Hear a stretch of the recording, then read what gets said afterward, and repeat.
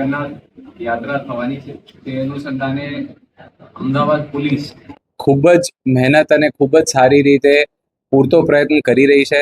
તે સાથે સાથે જે મૂવિંગ બંદોબસ્ત હોય છે, જે આખી રથયાત્રા કાઢાવવાની જવાબદારી હોય છે, એમની બંદોબસ્તની તેમજ અગાઉની કામગીરીની તકેદારીની જવાબદારી ક્રાઇમ બ્રાન્ચ ઉપર હોય છે. તે અનુસંધાને ક્રાઇમ બ્રાન્ચે છેલ્લા 2-3 દિવસમાં ખૂબ જ સારી રીતે મહેનત કરી ઘણા બધા હથિયારોનો કેસો શોધ્યા છે. અગાઉ જે વોન્ટેડ મોટા ગુનેગારો હતા એમને પણ પકડ્યા છે. ભાડુઆતની ચેકિંગ થઈ છે અને અમે તમામ પ્રકારની ટેકનિકલ અને હ્યુમન આપણા જે રિસોર્સિસ છે એમનો આપણે વધારીને મહેનત કરીએ છીએ.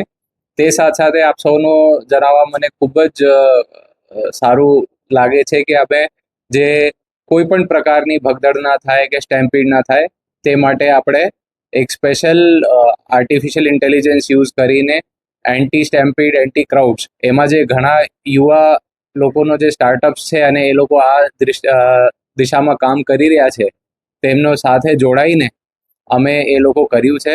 અને જે ગઈકાલે અમારા મંદિરમાં મીટિંગ થયેલી હતી ત્યાં પણ ઘણા બધા ડ્રોન્સના ડેમોન્સ્ટ્રેશન આપવામાં આવેલું હતું અને એ ડ્રોન્સમાં જે ડેમોન્સ્ટ્રેશનમાં લાઈવ ફૂટેજ આપણે એનાલિસિસ કરી હતી એ આપ સૌ શ્રીના સાથે અત્યારે શેર કરવામાં આવશે.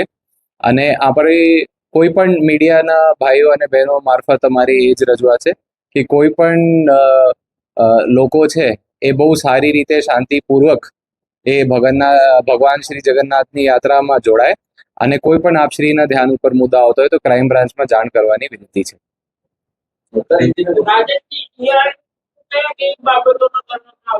આપણે જે ડ્રોનની ફૂટેજ હોય છે એમાં 2 પ્રકારના આપણે